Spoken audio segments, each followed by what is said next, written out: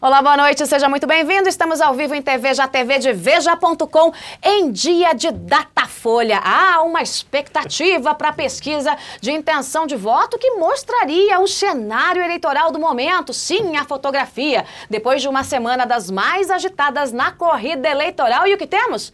Absolutamente nada. Está exatamente igual estava na semana passada, segundo o levantamento, 51% para Aécio Neves, Dilma Rousseff com 49% dos votos válidos, e aqui estão Augusto Nunes, nosso colunista, Carlos Graeb, editor executivo de Veja, o José Roberto Guzzo, também colunista de Veja. Vamos por partes. Augusto, como é que se explica isso? Quer dizer, fala para mim, assim, eu mudei de planeta, como é que tá... Eu acho tudo muito estranho, né? Até porque os números do Ibope, que também divulgou a sua segunda pesquisa relativa ao segundo turno, hoje, são exatamente iguais, 51 e 49. Na primeira pesquisa, os dois institutos, né, registraram os mesmos números, e o Aécio ele deu um salto, se não me engano, de uns 17, 16 pontos, uma coisa dessa. Não tinha acontecido nada.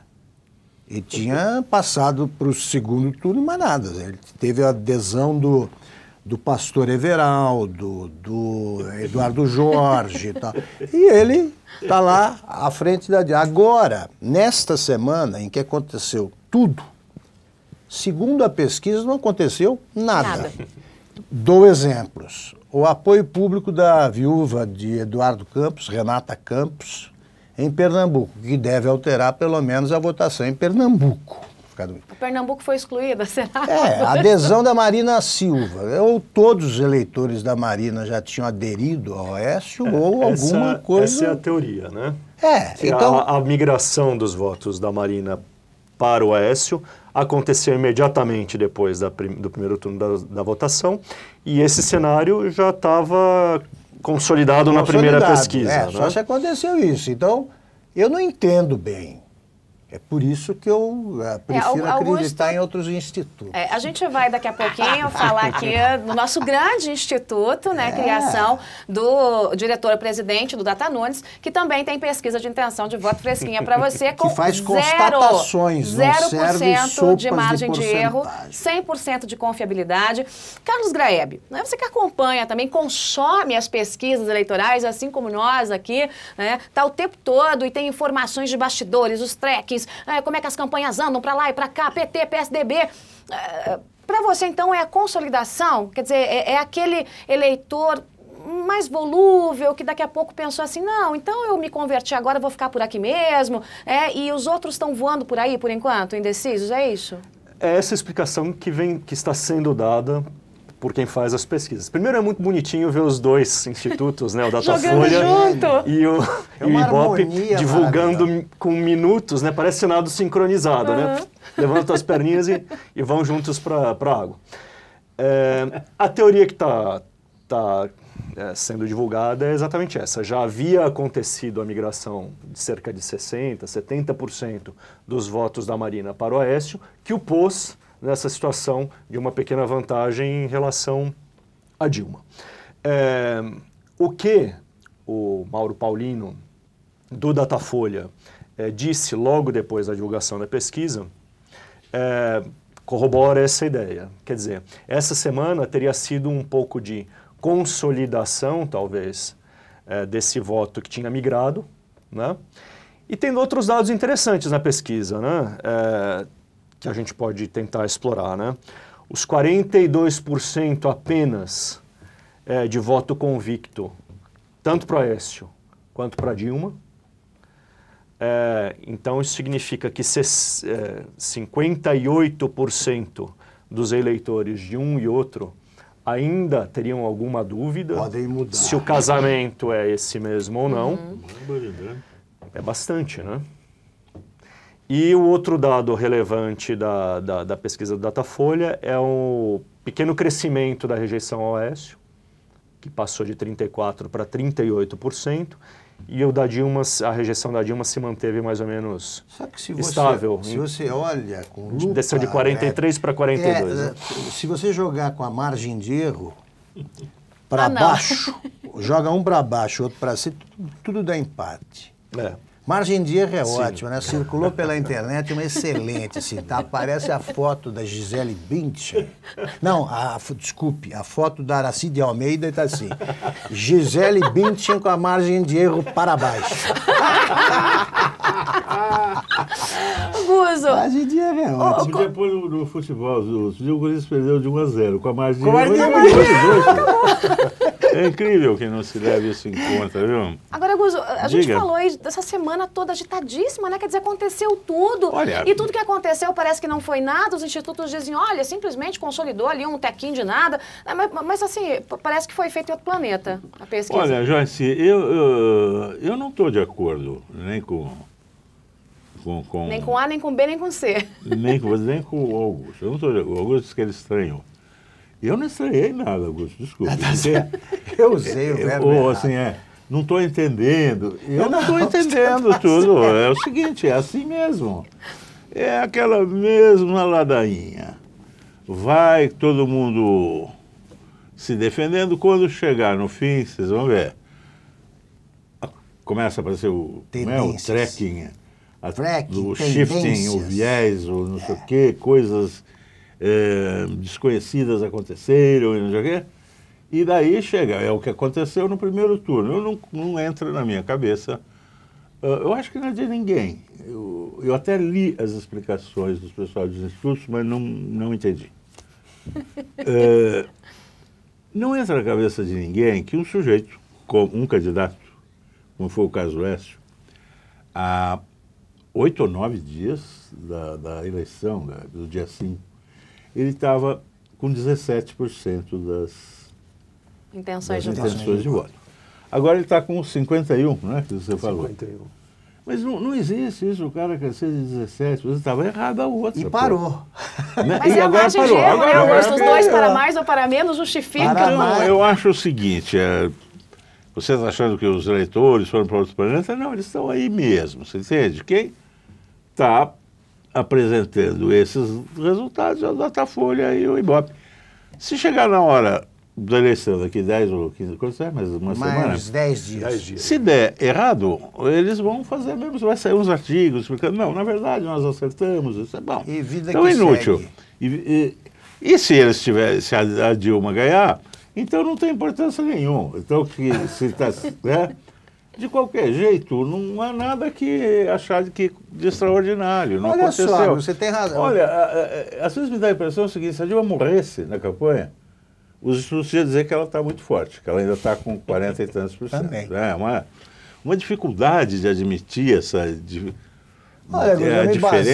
Evidentemente, eu estou fazendo uma brincadeira com os institutos, mas eu me baseio em fatos que são reais. E para estabelecer a diferença, que também é real. Então calma, Augusto. Vamos ao Data Nunes. O que aconteceu do Data Nunes eu pus lá 55 a 45. Sabe por quê? 10 pontos de diferença. E que é pouco, até fui conservador. Em favor do Aécio Neves. E por quê? Eu digo lá, em Brasília, onde o Ibope, aliás, registrou, numa pesquisa só sobre Brasília, registrou a diferença de 30 pontos em favor do Aécio, ele é apoiado pelos 2 candidatos a governador, que são de outros partidos, nenhum é do PSDB, pelo senador eleito, Antônio Regufe, que é do PDT, e pelo outro senador, que tem mais 4 anos de mandato, que é o Cristóvão Buarque. Todos apoiam. Nenhum quer o apoio do atual governador que perdeu, o Agnello Queiroz. Então, esse quadro está assim em Brasília. No Rio Grande do Sul, ele conseguiu agora, nesse período, o apoio do candidato que lidera a votação e bem à frente, que somou os seus votos aos votos da Ana Amélia Lemos, que não são poucos, e que foi a terceira colocada e já apoiava o Aécio. Aí você chega ao Rio, os prefeitos do PMDB é um belíssimo radar, eles sempre adivinham quem vai ser o presidente, porque eles vão aderir. O PMDB voltou ao movimento adesão. Aí você tem o Pedro Taques, que é do PDT também em Mato Grosso, apoiando a Aécio. Pernambuco, ele é apoiado pela Viúva Campos, pelo governador eleito. Com tudo isso, não aconteceu nada na votação dele. E o que aconteceu com a Dilma? Fora a Petrobras, ela teve o apoio da Luciana Genro, que, como eu disse, foi a última colocada em todos os concursos de bebê simpatia de Porto Alegre nos anos 70. O Eduardo Jorge apoiou o Aécio também. Pastor Everaldo. Apoio da esquerda. Olha, eu também, veja bem, gente... Eu acho tudo muito estranho. Desculpe pelo veja bem, que estou falando muito veja bem. Mas esses apoios também, para falar francamente, eu não sei bem o que valem, o que resulta, se o apoio do pastor Everaldo, do cara de Mato Grosso. Eu realmente não sei o que isso significa. O da família Campos, não. Esse é importante. Esse da família Campos, como ela é muito popular lá, ele teve uma votação muito pequena. E o governador... Qualquer coisa deve melhorar aquele, né? Porque a Dilma não tem mais para onde ir. Ele teve 8%. 6%. 6%, enquanto Marina teve 46%. Seja os institutos, seja a análise dos apoios, tal, eu acho que não vão interferir nada no que vai acontecer, você entende, né? Parece que o povo também não está muito aí com essa coisa de instituto, né? Não, a gente eu que acho fica muito a jornalista atitude mais... eu acho que o jornalista é muito ansioso, né? De Copa do Mundo, né? Pesquisa. As coberturas estão muito pautadas pelas pesquisas, Mas né? A gente fica tentando adivinhar se elas são... Se fosse o fato principal, Grebe, né? Quer dizer, não... Quando é o seguinte, o fato principal vai se dar no dia 26. Né? Isso aí. Ali pelas 5 horas da tarde vai dar para você ter um cheiro da brilhantina, né? Ali e mais 1h30, 2 horas, você já sabe. Então, tudo resolvido. Se estressem, né? Porque todas essas coisas, entra por um ouvido e sai por outro. O que me interessa é o que vai acontecer lá no dia 26. E outra, ninguém tem obrigação de acertar. A imprensa acha que ela se sente muito ansiosa. Acertamos, falamos antes. Não precisa, né? Não somos Mas eu estou gostando do que está acontecendo. Data Nunes é sério. A gente já vai falar mais do Data Nunes. Eu estou gostando do fato delas saírem juntas agora e serem iguais. Não, porque pelo menos elimina um pouco da complexidade, da ansiedade, ter que analisar duas. Não, é só uma, é só o resultado que a gente precisa lidar com ele. Agora, como a gente tinha só esse instrumento, que são as pesquisas dos grandes institutos, né? Até então, considerar das relativamente confiáveis aí, a gente criou um outro instrumento, TVeja, a tvdeveja.com, sempre tem ideias diferentes, e veio aí o Data Nunes, né, que tem essa margem de erro, como falamos aí, de 0, né, e nós temos aí esses 10 pontos que separam Aécio Neves de Dilma Rousseff. Para o Data Nunes, Augusto, o que mais impactou na composição dos números e dos gráficos? Foi o petrolão? Foi a questão... Sem dúvida, o escândalo da Petrobras. A corrupção. Claro, porque agora... ouviu-se a voz do depoente contando tudo, né? E ele é obrigado a contar a verdade. O povo não é tão idiota, né? Ou não há tantos idiotas quanto o governo imagina. Você ouve a pessoa contando, não, eu recebia tanto, eram 2% para o PT, e aliás o tesoureiro do PT é reincidente. 3. Tem esse aqui, um para cá, eu pegava isso, pegava aquilo. Essa história de que o povo não liga, não dá importância à corrupção, isso é conversa fiada. Varia. Às vezes não dá, às vezes não, dá. Então, exatamente. São os mistérios da política. Nesse exatamente. caso, acho que está dando. Né? Acho que é isso, e acho que não sei se no próximo vai ser assim. Esse tipo de apoio que muda evidentemente o quadro, porque quando você tem um candidato favorito a governador de outro partido que entra na campanha, isso muda. E a Dilma fez a frase da semana. A citação é de José Ivo Sartori. Sim.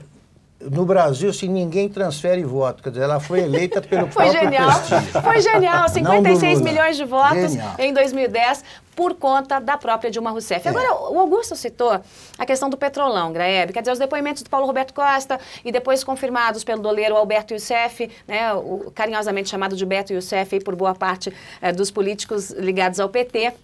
E o Paulinho. O Paulinho, né? O Paulinho e o Beto. E houve uma patrulha muito pesada do Partido dos Trabalhadores em cima do juiz Sérgio Moro, que é o juiz da Operação Lava Jato, né? É quem coordenou os trabalhos da operação, que levou para a cadeia o Paulinho e o Beto, né? Essa patrulha, né, pesada do PT, que já houve lá na época do Mensalão também, o Lula tentou fazer com que ninguém soubesse de nada, deixa isso para depois. Quer dizer, é uma repetição da história, né? De novo, fazer pressão em cima do judiciário. Cadê a independência dos poderes? Aliás, furo de Veja. Furo de Veja. Né? Esse caso aí foi cortado porque duvidaram. Cadê o depoimento? Cadê as provas? É bom registrar. E aí, Graeb? Com certeza.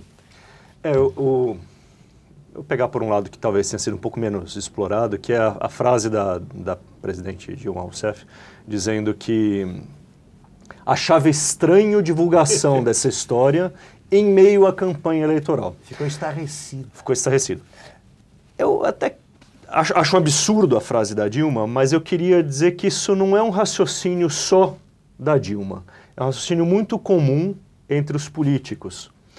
É a ideia de que o período eleitoral, ao invés de ser um momento em que as informações deviam circular com mais intensidade, porque isso é do interesse do eleitor, porque o momento eleitoral é um momento para o eleitor, ele não é para o político, certo? É isso. Claro, beleza. Você não deve diminuir a informação para os políticos coitadinhos não serem atingidos por nenhuma gotinha de lama. É golpe baixo. Falar a verdade é golpe baixo. Exato. Esse é um raciocínio muito comum, né? Às vezes parece que a legislação eleitoral, a que dá direito de resposta, ela é feita para proteger o político contra a circulação de informação. Essa legislação é feita para proteger o político e isso é interessante, porque é uma jurisprudência que já se firmou no Supremo. Uhum. A legislação eleitoral é feita para proteger o político contra a calúnia, a injúria dos seus adversários. É o outro político que chega e começa a xingar você de não sei o que lá. Ele certo? Insulta. O Supremo já disse isso. É para isso que serve o direito de resposta. Não é para impedir a imprensa, ou quem quer que seja, ou quem quer que seja, de divulgar a verdade e coisas que são públicas, como a informação do judiciário, que não está sob sigilo de justiça, não, uma audiência pública, que não faz parte da delação premiada, né? Então, eu acho que essa discussão sobre o direito, sobre a liberdade de expressão, ela precisa acontecer em diversos sentidos no Brasil ainda de maneira adequada, mas no período eleitoral, ela precisa, a gente precisa, de uma vez por todas, pôr na cabeça dos juízes que a informação precisa circular, né? É isso que eles precisam lembrar. É um negócio de direito de resposta para qualquer coisa, né? Exato. Caso, né, eu acho que o Graeb colocou super bem, né? Não tinha pensado nisso nesse ângulo, mas eu acho formidável, vou dizer. Aí, a campanha eleitoral, o interesse prioritário a ser defendido é do eleitor. Aqui nós invertemos tudo. Ele tem que ter todas as informações. Fizemos um período de defesa do interesse do político. Agora, errado, aquela velha história, né?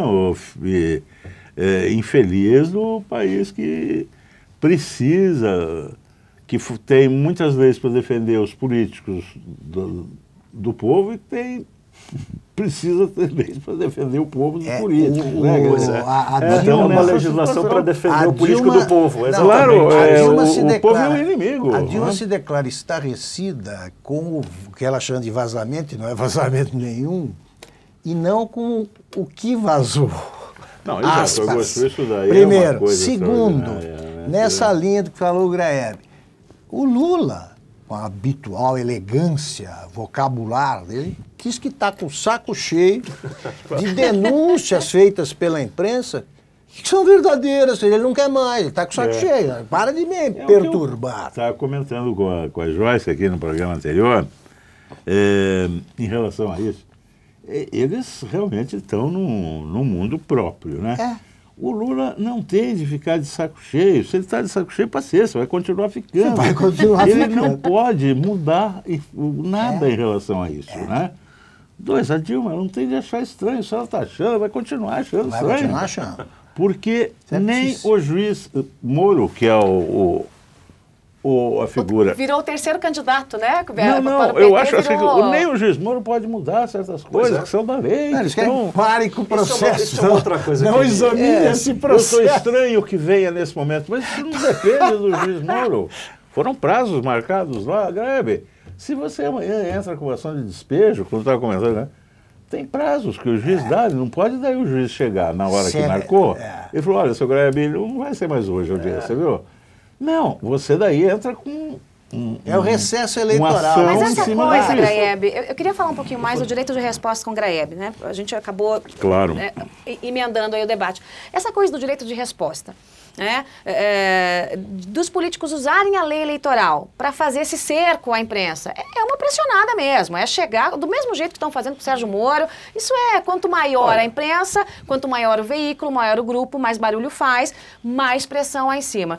Quer dizer, é usado como uma estratégia justamente para tentar conseguir pedaços importantes de divulgação, muitas vezes de bobagem. O judiciário, em certa maneira, tem se posicionado aí, na medida do possível e do tempo, a favor dessas liberdades de expressão, né? Não em todas as instâncias, né, Joyce? Eu vou citar um exemplo de agora, né? E nosso, certo? O PT pediu um direito de resposta contra a Veja recentemente. Esse pedido de resposta foi concedido pelo TSE, certo? E Veja recorreu, obviamente por intermédio dos seus advogados. Alexandre Fidalgo fez um trabalho muito bom na petição dele. A causa subiu para o Supremo e lá no Supremo o ministro Gilmar Mendes concedeu uma liminar derrubando o direito de resposta. Então, por quê? Porque lá no Supremo já tem uma jurisprudência que está se consolidando cada vez mais de defesa dessa liberdade de expressão em todos os planos, no momento eleitoral e fora dele. Mas esse entendimento que está lá no Supremo ainda não desceu para todas as outras instâncias. Veja, estamos falando do TSE, não estamos falando de um tribunal qualquer. É a instância máxima de julgamento das causas eleitorais, certo? E, no entanto, os juízes que estavam lá concederam o direito de resposta.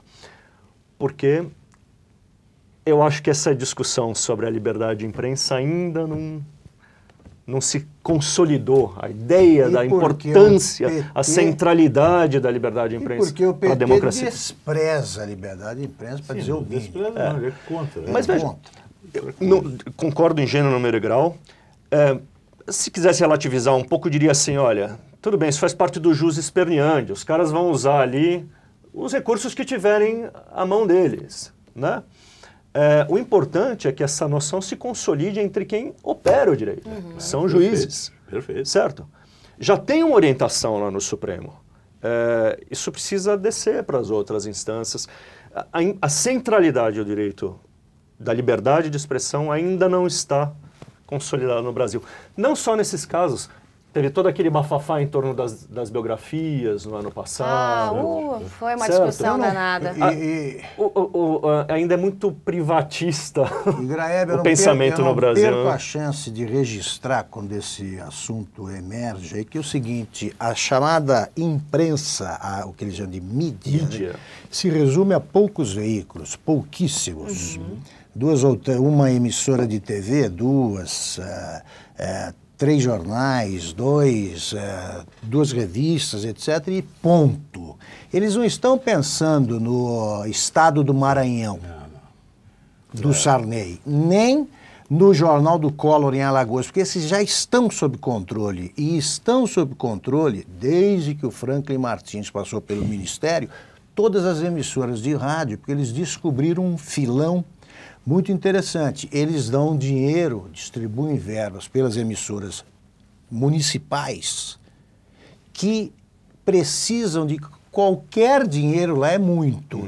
Precisam de pouco para sobreviver, eles têm isso aí. Então, o que eles pretendem controlar? A gente. Sim. A gente, os veículos independentes, que são poucos. O problema é esse. Esse é o problema. Eu acho que nessa questão acho muito bem lembrado aí, Gabriel, que isso é uma coisa importante para o direito de expressão. Se você põe um direito de resposta, como parece o entendimento do Tribunal Eleitoral, né? Ilimitado para tudo, não é?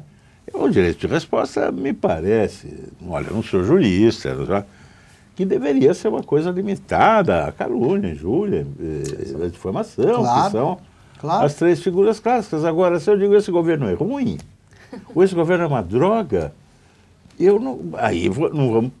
Olha, daí todo mundo vai reclamar o tempo todo.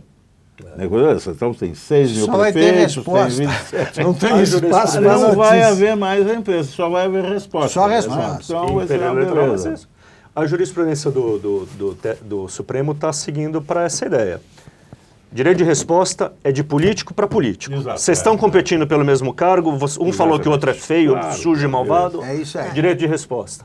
A imprensa não está incluída nesse... Até porque, para você provar que uma matéria, uma reportagem, uma investigativa está errada, você precisa de um processo.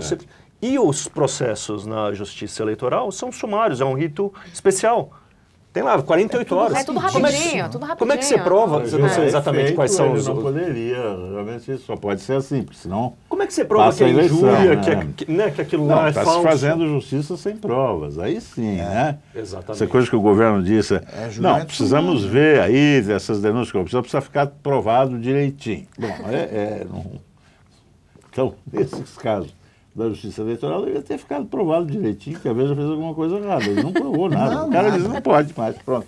Como é que você faz? Então, acho que o Gilmar Mendes aí teve uma decisão muito importante. Eu espero que ele continue sendo seguido, que esse seja o consenso. Não é um posicionamento do Gilmar Mendes. O voto dele, eu li o voto dele com atenção, mas o mais bacana é que assim, não é o Gilmar Mendes, que inclusive as pessoas falam, é um juiz de direita. Não, é um entendimento que já está se consolidando no Supremo. Os 2 votos principais são do Carlos Aires Brito, que era um cara levado pelo Lula para o Supremo. Então acho que está no bom caminho. Os juízes poderiam examinar também para ver se há alguma imagem a preservar, né? Alguma imagem a defender. Não, me feriu o sentimento da honra. Pelo amor de Deus. Tem que mudar a lei eleitoral e deixar o debate acontecer. Olha o tanto de tempo que tem para os candidatos se defenderem, falarem o que querem, o que não querem. Gente, está aí. O horário eleitoral gratuito, que de gratuito não tem nada. É um tanto de imposto. Né? É uma coisa absurda. Então, libera a imprensa para falar e quem é irresponsável? O leitor vai saber. O consumidor vai saber quem é responsável, quem é leviano. E existe a justiça comum para isso.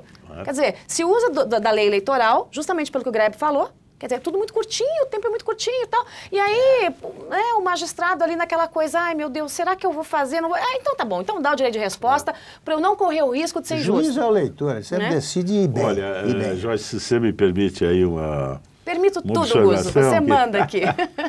Justamente, o tema que a gente discutiu há pouco, que eu acho que ele é realmente central, porque ele está batendo em todas as discussões que a gente faz. É o tema da democracia, essa que é a questão que o Brasil tem hoje importante. E eu acho que certas coisas têm de ser ditas da maneira que você sente, né? E a maneira como que eu vejo isso, pelas evidências, pelos fatos, pelo que acontece em público, é de que o PT é contra a democracia. A parte do fato de que nunca fala nada... Olha, é um problema se você tiver de achar uma declaração do partido em algum documento, ou do Lula, claramente a favor da democracia. Olha, vai ser um perrengue para achar isso, porque não está aí. Então, mas além disso, são os fatos objetivos. Essa não aceitação do papel da justiça, no caso do mensalão, do Petrolão, é típico da mentalidade totalitária, você entende? Eu não quero que tenha um outro poder que decida isso ou aquilo. Outra coisa, que você tem escrito ótimos artigos sobre esse negócio, que assim, o PT não aceita que alguém divirja do PT. Como o Lula disse, eu não entendo que tenham votado no Alckmin. Pronto. Repetidamente essa coisa. E mais, né, Guzo? Eles têm, por gestos, e aí sim, até com declarações, eles mostram o que é que eles admiram, o que é que eles gostariam de ser.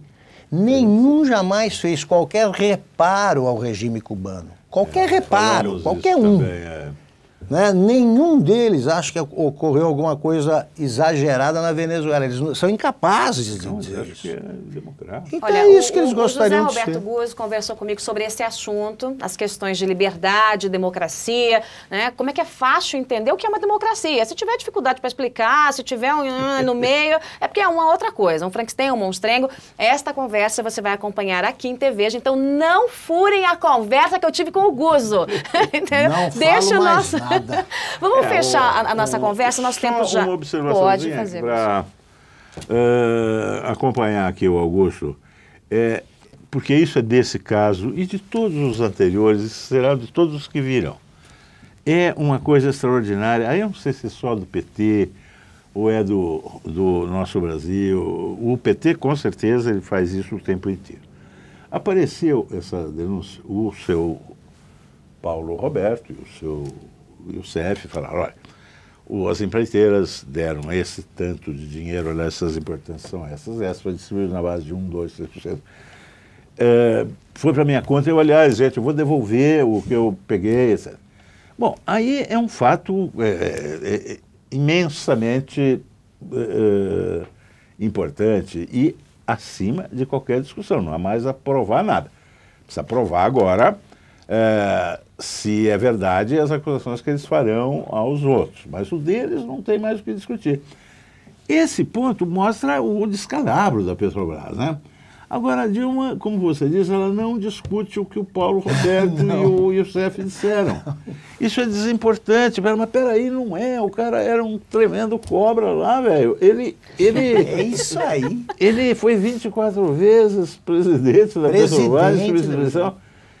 Está com 70 milhões a devolver e a Dilma quer saber do juiz Sérgio Moro, mas que ela acha estranho. Estranho é o que aconteceu. Aliás, só para encerrar, ninguém está falando que ela fez nada. É desde o começo. Esse esquema do Paulo Roberto e do Youssef, isso aí vai bater na Dilma, deram um ala de dinheiro. Ninguém falou nada disso. Ela que saiu em defesa dessa situação por conta própria. Dizendo depois, que ela tivesse colocado a carapuça, né? Depois tudo de ter começou aberto. Com aquela nota Exatamente. Em que ela disse que estranhava o que se passou em Passadina. Daí levou uma bronca monumental do Lula, de todo mundo, e daí voltou para o contrário. Né? Ela não é parte disso até agora. Pobre oposição, não é parte que é espectadora, começou a ouvir essas acusações que são dirigidas a eles. Golpe, né? Eles querem, a oposição não fez nada. E viva a internet nesse processo, porque senão, Graeb, teríamos aqui um pedido de direito de resposta, né? Depois desse debate. Vamos fechar aqui, eu vou passar 2 minutinhos para cada um, vou começar pelo Graeb aí, porque a gente tem mais um debate amanhã, tchan, será no SBT, mas não é tão tchan assim, porque a Dilma conseguiu renegociar as regras do debate. Aliás, nós trouxemos essa informação em primeiríssima mão aqui na TV, já que, olha, o PT está tentando, conseguiu. Então, o jornalista, não pergunta no SBT, que usa, né? Boquinha fechada, não pode perguntar não, viu? Se você tivesse lá, Augusto... É só entre candidatos? Se você tivesse... Mas o da Bandeirantes também não pode. Não, mas o do SBT poderia. E aí aqueles temas, tipo Petrolão, né? Quando um candidato escorregar aqui, ou quando responder o Petrolão com o mensalão, o jornalista pode chegar e dizer assim, olha aqui, ó, a senhora não respondeu, o senhor não respondeu, a pergunta é X, Y, Z. Mas agora não pode mais. Então não há aquela expectativa... O Lauro deu uma nota divertida hoje. Diga-me. Ele falou assim... Se alguém estranhou a razão da Dilma citar tantas vezes o Pronatec, eu explico por quê. Tem pesquisa mostrando que esse assunto vai bem com o eleitor dela. E ele termina dizendo exatamente isso. Nada é por acaso nos debates. Porque mesmo os debates são controladíssimos pelas equipes. Os candidatos são treinados por 2 dias antes de e parar na frente daquele púlpito. Tá? E tem a lei eleitoral e o direito de resposta. Mas qual é a expectativa, Graeb, agora, Shua, dessa maratona, porque são mais 3 debates, né, tem o do SBT, depois tem o da Record, depois tem o da Globo, tem entrevistas também, né, que devem acontecer aí com os candidatos, e o circo está pegando fogo, o clima está quente mesmo, né, apesar de não ter havido um debate direto com os mesmos assuntos, porque né, o Aécio perguntava uma coisa, a Dilma respondia a outra, teve um enfrentamento, um embate, né? Sim. Quer dizer, a gente pode esperar aí realmente gasolina apagando fogo nessa semana? Então, eu antes do Data Nunes me convenci absolutamente da vantagem de 10 pontos. Já leu o boletim com as justificativas, ali é coisa séria. Justificativas técnicas. Técnicas. Meu sentimento é que essa eleição está embolada mesmo, sabe? Eu acho que eles estão mesmo disputando voto a voto essa história. Eu acho que os debates vão ser muito importantes. O debate de ontem teve audiência alta. Sim, 13 pontos de pico, 10 de média, o que é incomum para esse horário na Band. Mas na metade do tempo a Band ocupou a liderança no Ibope, né? Que mede daí domicílio a domicílio. Aí vale, a pesquisa vale, essa vale. Exatamente. Eu acho que o Aécio, como sempre, ele é um orador infinitamente melhor do que a Dilma. A Dilma é atrapalhada. No que se refere ao discurso, ela é uma miséria. Mas eu não acho que ela tenha levado um nocaute. Não, não. Eu acho que o Aécio pecou, em alguns momentos do debate, por se mostrar um pouco irônico. Talvez tenha passado uma imagem de arrogância para alguns eleitores. Eu acho que os debates vão ser importantes, porque as pessoas deram demonstração de que estão interessadas neles. E eu acho que é isso, é um campo aberto, briga de foice por cada um dos votos que estão aí na mesa. E parece que são muitos, porque se 58% dos eleitores de cada um deles ainda tem uma coceirinha, dizendo, talvez eu mude para o lado de... Mas com margem de erro de 2 para mais ou para menos, pode ser que a eleição já esteja definida. Né? Talvez. Assim, o Data Nunes diz que está. Tudo que eu estou dizendo se refere aos... No que se refere... se refere ao momento anterior às informações me conjugue o verbo fabular, né?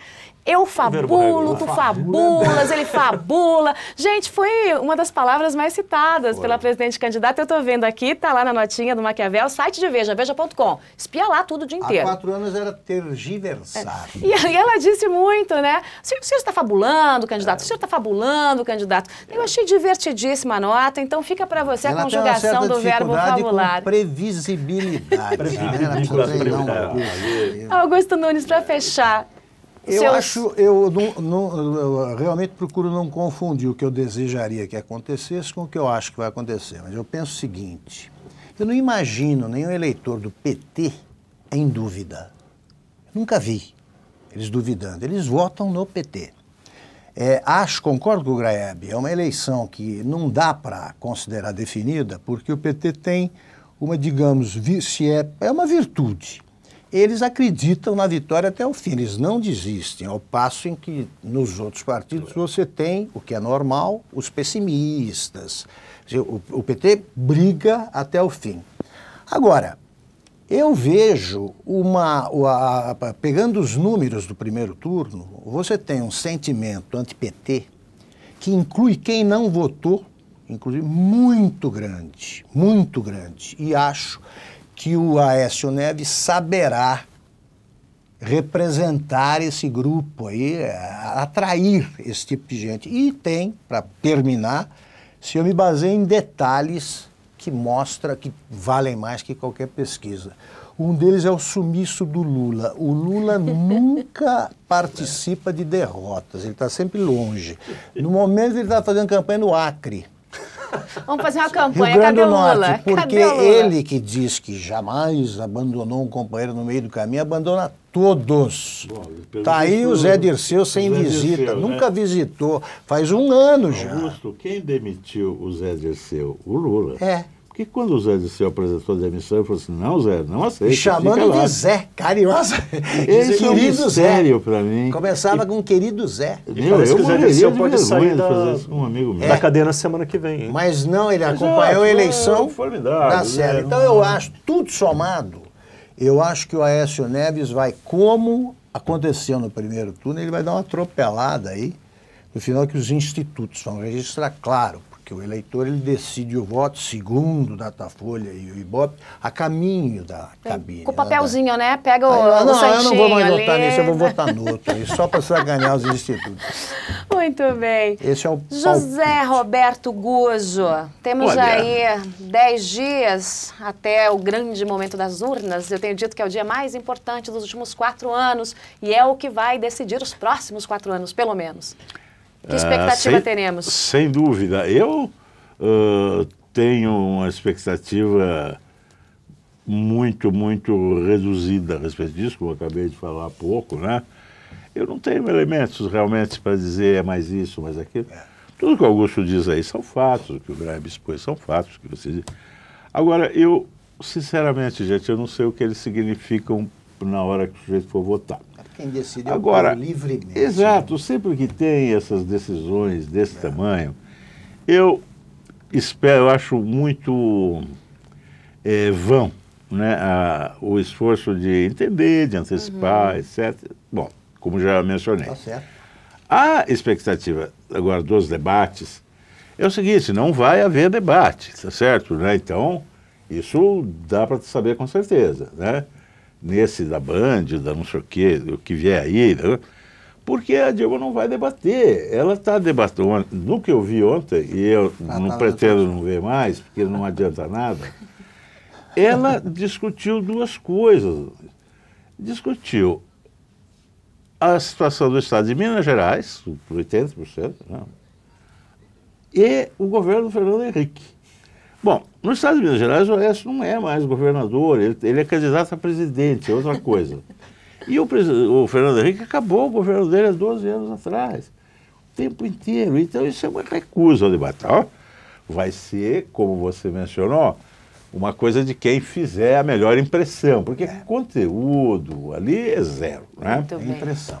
Então, vamos aguardar e o que ficar decidido é o melhor. Muito bem. Tempo esgotado hoje, debate aqui em TVEJA, tvdeveja.com, Augusto Nunes, nosso colunista, que está sempre conosco aqui, Carlos Graeb, editor executivo do site de Veja, e o nosso querido mestre José Roberto Guzzo, que gravou há pouco uma conversa muito bacana sobre liberdade e democracia. Claro que você acompanha aqui em TVEJA, tvdeveja.com. Muito obrigada pela companhia, ótima noite para você. Não se esqueça que amanhã cedinho tem Giro Veja, eleições 2014, com seu voto no radar e também a participação de Geraldo Samor, de Veja Mercados. Na sequência, a gente continua acompanhando a corrida eleitoral. A programação aqui não para. Obrigada pela companhia. Tchau!